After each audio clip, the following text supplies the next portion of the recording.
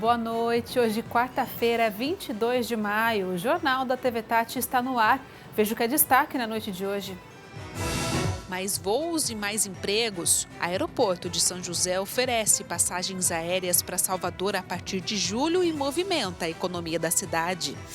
Quase 90 mil pessoas devem receber a restituição do imposto de renda no primeiro lote da Receita Federal. E ainda, poucas cidades da região possuem plano de contingência contra enchentes. O Jornal da TV Tati está no ar.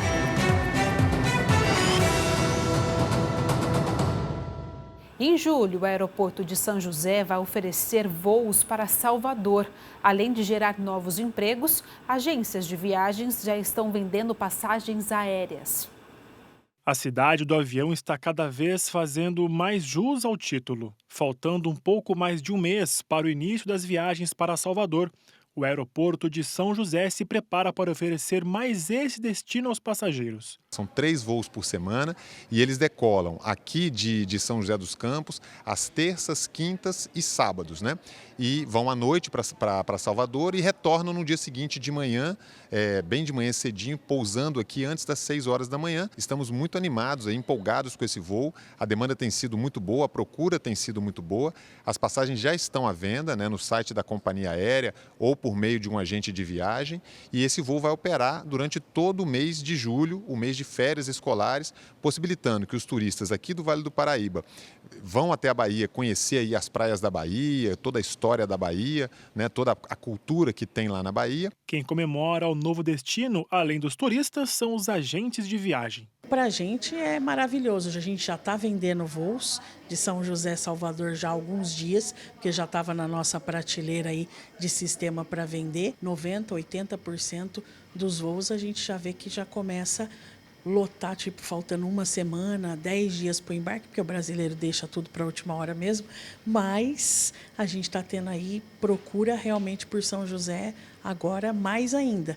Depois desse evento de hoje, eu tenho certeza que a coisa vai bombar. Para os turistas, uma nova oportunidade de viagem, tanto para quem sai do Vale do Paraíba com destino à Bahia, quanto para os baianos que desejam conhecer as atrações da região.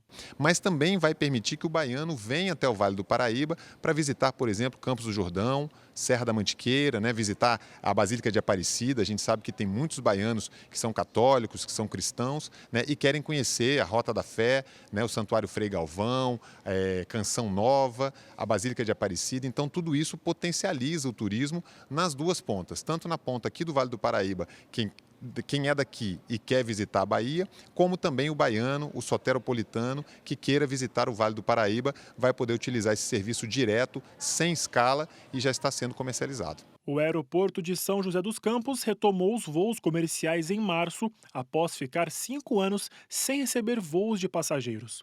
Por enquanto, são 3 frequências semanais diretas de ida e volta para o aeroporto do Galeão, no Rio de Janeiro. Em 48 voos, mais de 6 mil passageiros decolaram ou aterrissaram no Aeroporto Internacional de São José dos Campos.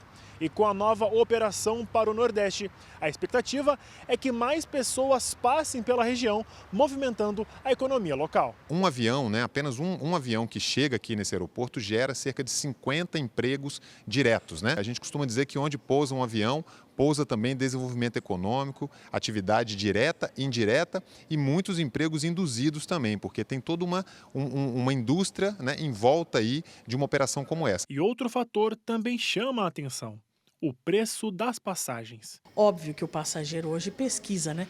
Ele vê, vamos ver se de São Paulo quanto tá para São José, e eu posso afirmar, os valores de São José dos Campos estão incríveis, não compensa mesmo, está mais barato. Eles já fizeram isso, barateando o preço de São José para a gente conseguir um mercado maior aqui dentro.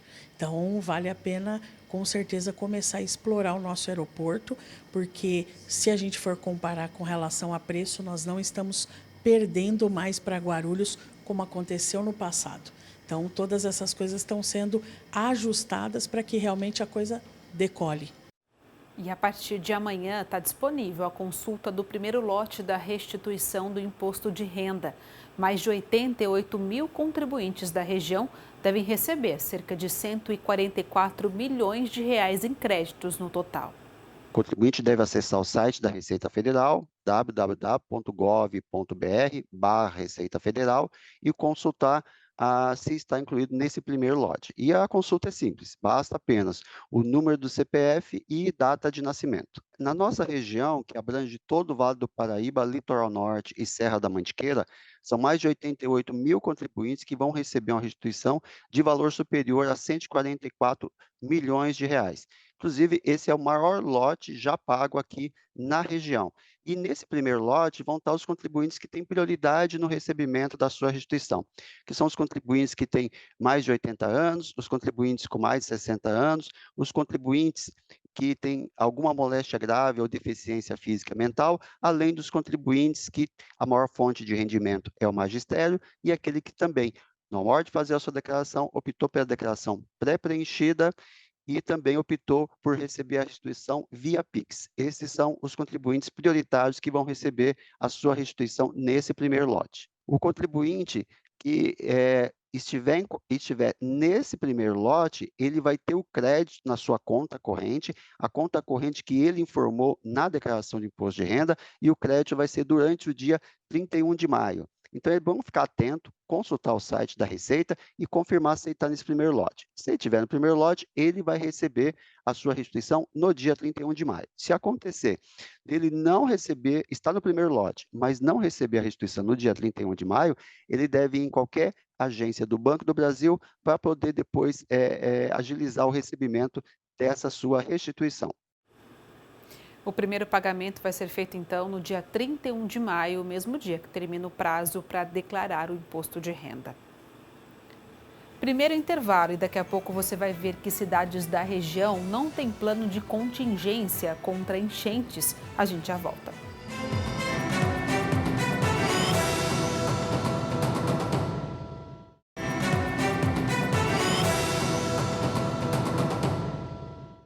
Voltamos com um alerta. Apenas 12 cidades da região possuem plano de contingência contra enchentes. O alerta foi feito pelo CEMADEM, o Centro Nacional de Monitoramento e Alerta de Desastres Naturais. Chuvas intensas, secas extremas, ondas de calor, inundações e deslizamentos. Situações que têm se tornado cada vez mais comuns. Segundo uma pesquisa do CEMADEM, o Centro Nacional de Monitoramento e Alertas de Desastres Naturais, 27 dos 39 municípios da região não têm planos de contingência para inundações e deslizamentos. Que é aquele que, se acontecer uma situação de emergência, seja de chuva intensa, onda de calor, inundação, deslizamento, o que os diferentes órgãos públicos vão ter que fazer no plano de contingência? O que as pessoas vão ter que fazer? Quais são os locais seguros para abrigo temporário? Quais são as rotas de evacuação que nós podemos seguir de uma área de risco, de inundação, deslizamento, para uma área segura? Em 2023, o Brasil bateu o recorde no número de eventos climáticos. De acordo com o CEMADEM, de janeiro a dezembro do ano passado, o país registrou 1.161 desastres naturais, sendo que 61,7% foram inundações e alagamentos e 38,3% foram deslizamentos de terra. No Brasil, a gente sempre teve um histórico de desastres. E muitas vezes esses desastres, eles não estavam associados necessariamente a eventos extremos de chuva, mas sim eventos de chuva que desencadeavam inundações e deslizamentos, porém a nossa vulnerabilidade, a nossa fragilidade no território era tão grande, né? É tão grande que a gente acabava registrando danos e prejuízos. E aí a gente chama justamente esses danos e prejuízos de desastre. Na nossa região, o pior evento climático aconteceu em fevereiro de 2023 em São Sebastião. A tragédia deixou 64 mortos e mais de 2.400 desalojados ou desabrigados. Apesar da grande proporção, outros desastres ambientais também já aconteceram no Vale do Paraíba. Em 1967, ocorreu uma grande catástrofe em Caraguatatuba, associada a inundações e deslizamentos. Na época, não existia nem defesa civil no estado de São Paulo. Nós temos a grande inundação de 2010 nos municípios de Cunha, Lagoinha e São Luís do Paraitinga. Mas muitas pessoas também não sabem dessa história de desastre. Nos anos 90, 2000, na nossa década também, vários deslizamentos em Campos do Jordão. Outra preocupação é a falta de núcleos comunitários de defesa civil nas comunidades. A Defesa Civil, em parceria com secretarias municipais de assistência social, organizem, junto com a comunidade, alguns núcleos comunitários para que, numa situação de emergência, esses núcleos comunitários também saibam receber os alertas, saibam ajudar a população a definir onde são os pontos seguros, saiba identificar se no grupo da população existem pessoas com algum tipo de deficiência que vão precisar de um apoio especial numa situação de emergência. Um sistema de proteção pode prevenir desastres ambientais, como o que aconteceu aqui pertinho da gente, em São Sebastião, e até mesmo do Rio Grande do Sul. O pesquisador e professor da Universidade de Taubaté, Gilberto Fisch, explicou sobre isso. Vamos ver. Nesse caso em particular do Rio Grande do Sul, houve uma combinação de sistemas atmosféricos que atuaram. Por exemplo, o domínio de uma massa de ar quente e seca no Brasil Central impediu as massas de ar frio que provocavam as chuvas na região do norte do Rio Grande do Sul, na região serrana, de avançarem para as regiões do Sudeste. Então elas permaneceram durante 2, 3 dias na região, com chuvas muito intensas, diga-se de passagem. Tudo isso auxiliado pela formação do El Niño e também pelo transporte de umidade da Amazônia para a região, bem como as altas temperaturas do Oceano Atlântico Sul, que favorecem a evaporação da água do mar, consequentemente, mais umidade na atmosfera, formação de nuvens e formação de chuva. A pergunta que se faz é, será que isso vai ocorrer novamente? Possivelmente sim, porque a humanidade continua aumentando a sua liberação, a sua emissão de gases do efeito estufa e, portanto, esses eventos ocorrerão novamente, certo? A gente só não sabe prever quando e aonde. Pode ser que seja no Rio Grande do Sul, pode ser que seja aqui na Serra do Mar, próximo a Caraguá, Ubatuba. Então, isso deve ocorrer novamente. O que nós podemos fazer para prevenir? Sistemas de proteção contra essas enchentes rápida, evacuação das pessoas que moram em áreas de risco. Isso é feito utilizando tecnologias de geomorfologia, geoprocessamento. A implementação de políticas públicas para a redução das nossas emissões de gases de efeito estufa, não só o Brasil, do mundo como um todo. Porque assim como ocorre no Brasil, pode ocorrer nos Estados Unidos, na Europa, na África, na Ásia. Então, fatalidades e desastres naturais como esse se tornarão mais frequentes no futuro, caso nada seja feito pela própria humanidade. Agora vamos saber como vai ficar o tempo amanhã na região. Nesta quinta-feira faz sol nas cidades do Vale e não tem previsão de chuva. Vamos lá então. A gente começa aqui com a cidade de Lorena, com máxima de 33 graus e mínima de 18. Em São José dos Campos, a máxima fica em 32 graus e a mínima em 15. Em São Sebastião, também máxima de 32, mas a mínima fica em 21. Em Campos do Jordão, a máxima chega aos 22 graus e a mínima fica em 12. Mais uma pausa e no próximo bloco você vai ver que São José está com baixa adesão à vacina da dengue. A gente já volta.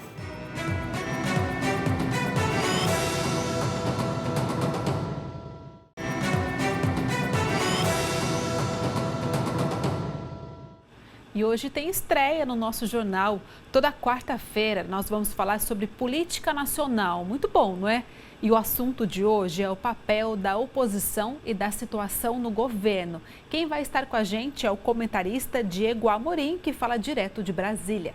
Em um daqueles encontros empresariais organizados pelo Grupo LEAD em Nova York, nos Estados Unidos, o ex-presidente da República, Michel Temer, e o senador Ciro Nogueira, presidente nacional do PP, deram declarações recentemente sobre o que eles pensam acerca do papel da oposição.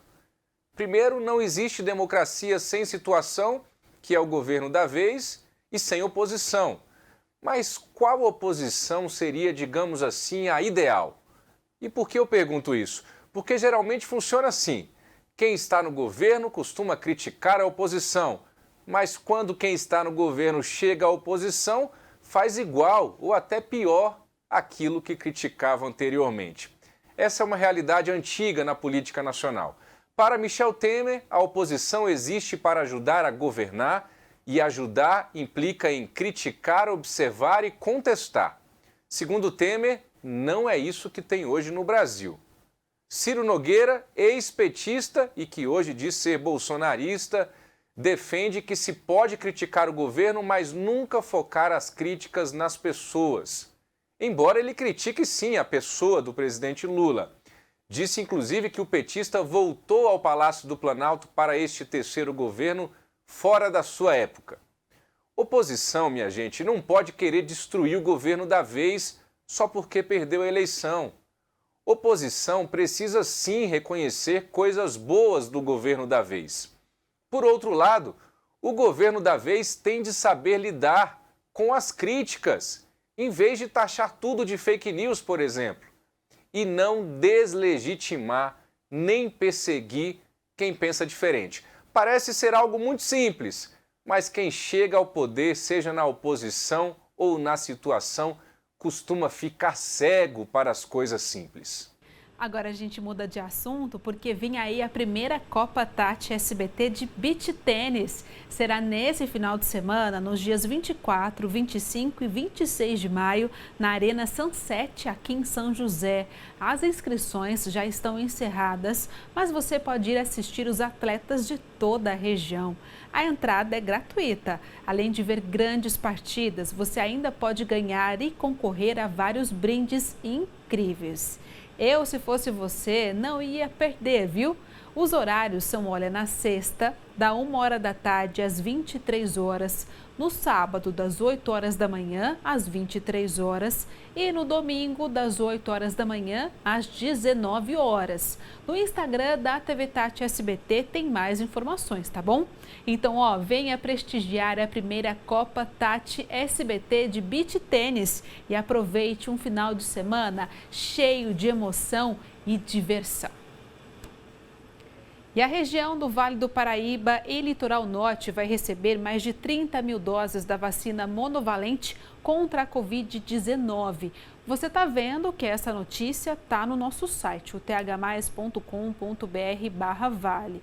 As cidades que devem receber as doses são, olha, Taubaté, São José e Caraguá. O imunizante deve chegar na nossa região a partir do início do mês que vem. E a gente vem falando sobre a baixa adesão da vacina contra a dengue em várias cidades da região, não é? Em São José não é diferente. Apenas 7% das crianças e adolescentes de 10 a 14 anos tomaram a dose até agora.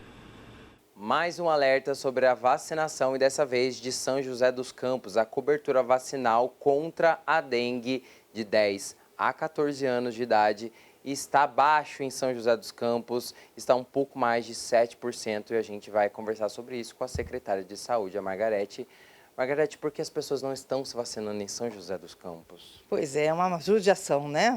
Um público que foi eleito e escolhido pelo Ministério da Saúde. Infelizmente, é somente mesmo entre 10 a 14 anos, 11 meses e 29 dias que podem se vacinar, né? Que é uma pergunta muito recorrente, né? Você não pode ser um pouquinho mais, um pouquinho menos, infelizmente não, porque os dados elas vêm nominal e sobem nominalmente, né? Para ter rastreabilidade da vacina.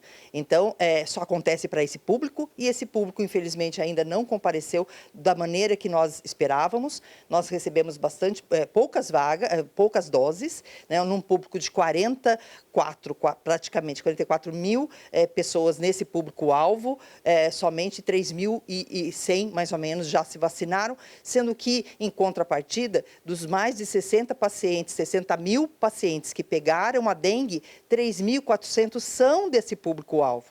Então, não faz sentido, né, a gente não ter esse público que já está assim, super privilegiado, recebendo uma vacina tetravalente, que já protege contra o DEM1, 2, 3 e 4. Né? Estamos na cidade com circulando o 1 e o 2, mas pode sim chegar o vírus 3, que já está circulando no litoral daqui da nossa cidade. Né? Então, é necessário que haja mesmo essa imunização o mais rápido possível. Qual é a importância dessa vacina? Que as pessoas às vezes espalham fake news sobre a vacina. Queria que você reforçasse a importância e a segurança dela, né? Sim, é uma vacina que já está consagrada, ela tem uma efetividade boa, né? E que impede, veja bem, que não que vá pegar a dengue, mas ela não chega a internar. Como qualquer imunobiológico, nenhuma tem 100% de proteção contra a adquirir a doença, mas sim no grau de complicação dessa doença, né? Sim, ela protege contra os 4 vírus e isso é um diferencial importante, uma vez que a gente nunca teve vacina contra a dengue e dessa vez já chegou tetravalente, que é um ganho enorme para a população. Para completar o esquema vacinal, precisa de 2 doses. Onde as pessoas podem encontrar essa dose? Quanto tempo é o intervalo entre cada uma? Sim, nós temos esse esquema da Qdenga, que é a única que ainda está veiculando. O Instituto Adolfo Butantan está desenvolvendo uma vacina própria, né? Possivelmente pode ser que seja de outra maneira, mas para essa são 2 doses. E o esquema vacinal só se fecha depois das 2 tomadas, no intervalo de 3 meses. Então, quem tomar agora, daqui 3 meses, vai receber e deve ir procurar receber a 2ª dose para fechar a imunização. Em todas as unidades de saúde de São José dos Campos? Todas as 45 unidades, sendo 40 unidades básicas, resolve as 5 avançadas e estão fazendo a Qdenga todos os dias, de segunda a sexta-feira, no horário comercial, chegando até às 18h30, uma vez que a gente estendeu os horários das unidades, todas elas. Então, chegando até umas 18h30 é possível fazer. Muito obrigado pelas informações, secretária. Então, reforçando a importância da vacinação contra a dengue e também contra a influenza aqui em São José dos Campos. Vacine-se nas unidades de saúde aqui em São José. Daniel Barbosa para a TV Tati SBT. E com esse alerta a gente chega ao fim do nosso jornal de hoje. Obrigada pela sua companhia. Agora você fica com SBT Brasil e amanhã estamos juntos mais uma vez. Se cuide, um beijo, boa noite.